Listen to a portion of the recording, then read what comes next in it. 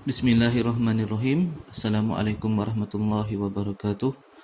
Okey, jadi pada minggu ini kita teruskan sesi pembelajaran kita di atas talian sambungan kepada topik minggu lepas. Kita masih lagi dalam bab 3 iaitu rumus algebra. Pada minggu lepas kita dah belajar bagaimana kita nak menukarkan sesuatu pun boleh ubah menjadi perkara rumus ataupun kepala rumus. Jadi pada minggu ini kita sambung dengan bagaimana kita nak mencari nilai suatu pemboleh ubah apabila diberi pemboleh ubah yang lain. Jadi pemboleh ubah yang kita nak cari ini adalah perkara rumus dia lah.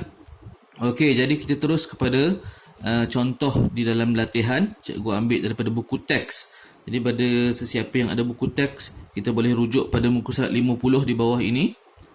Okey, kemudian soalan nombor 3. Cikgu terus pergi pada soalan nombor 3 kerana soalan yang pertama dan kedua berkaitan dengan bagaimana kita nak menukar pemboleh ubah. Okey, yang tu kita dah pergi pada minggu lepas lah. Jadi pada minggu ini, fokus kita adalah bagaimana kita nak mencari nilai bagi sesuatu pemboleh ubah tu apabila diberi pemboleh ubah yang lain. Jadi kita terus saja pada soalan yang ketiga. Kita tengok kat sini. Selesaikan yang berikut. Anda semua boleh lihat di sini. Soalan A, 3A. Diberi C sama dengan 4D campur 8. Hitung nilai C apabila D sama dengan 2. Dan soalan nombor 2 Roman. Hitung nilai D apabila C sama dengan 10. Jadi kita perhatikan di persamaan algebra ini C sama dengan 4D campur 8. Ada dua pemboleh ubah iaitu C dan juga D. Kedua-dua pemboleh ubah ni of course kita tak tahu nilai dia. Jadi apabila diberi salah satu pemboleh ubah, apabila kita tahu nilai C, kita boleh cari nilai D. Dan begitu juga sebaliknya, apabila kita tahu nilai D, kita boleh cari nilai C. Kita tengok soalan yang pertama. Dia suruh kita hitung nilai C apabila D sama dengan 2. Jadi kaedah dia di sini adalah kita kena masukkan nilai D tersebut sama dengan 2. Asalnya C sama dengan 4D campur 8. Sekarang ni nilai D ini adalah sama dengan 2.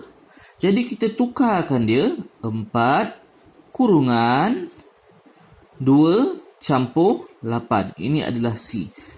Kamu perhatikan yang diubah adalah nilai D.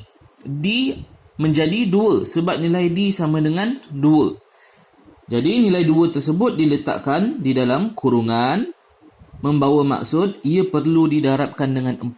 Sama juga dengan ini. 4D ini, D duduk sebelah 4 bermaksud D perlu didarabkan dengan 4. Jadi ini 2 perlu didarabkan dengan 4. Jadi 4 darab 2 sama dengan 8. Campur dengan 8 bermaksud nilai C adalah 8 campur 8 sama dengan 16. Kita dah selesaikan soalan 3A1. Okey. Kemudian soalan nombor 2 Roman. Cikgu buat di sebelah sini Soalan nombor 2 Roman. Sekarang ni disuruh kita cari nilai D apabila C sama dengan 10. Sekarang ni C pula dia bagi. Dia suruh kita cari nilai D. Okey, jadi bila kita nak cari nilai D, kita kena jadikan D ni menjadi perkara rumus terlebih dahulu. D perlu berada di hadapan. Okey, jadi kamu kena gunakan kemahiran yang kamu belajar pada kelas yang lepas lah. Okey, bagaimana kita nak jadikan D sebagai perkara rumus? Asalnya C sama dengan 4D campur 8. Sekarang ni nak jadikan D perkara rumus, D perlu berada di hadapan. Jadi kita perlu tukar kedudukan dia terlebih dahulu. Terbalikkan saja. 4D campur 8 sama dengan C. Sebab kita nak D kat depan, kita ubah kedudukan dia terus macam tu. Tanpa ubah positif negatif dia. Kita anggap dia sama. A sama dengan B. Contohnya, bila A sama dengan B, B sama dengan A. Begitu juga macam ni lah. C sama dengan 4D campur 8. 4D campur 8 sama dengan C. Jadi sekarang ni 4D campur 8 dah berada di depan. D dah berada di depan.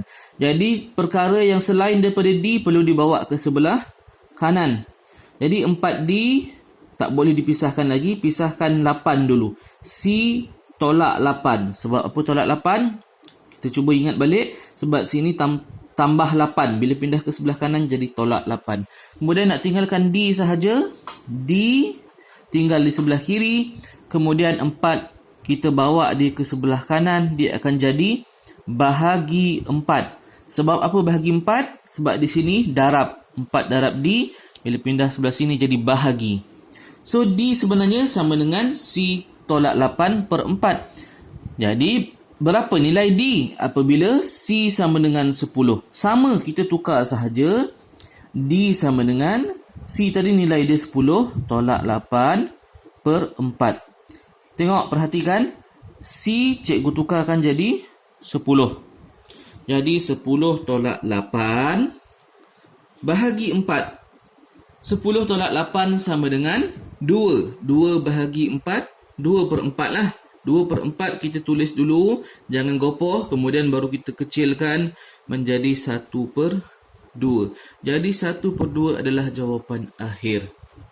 Mudah kan?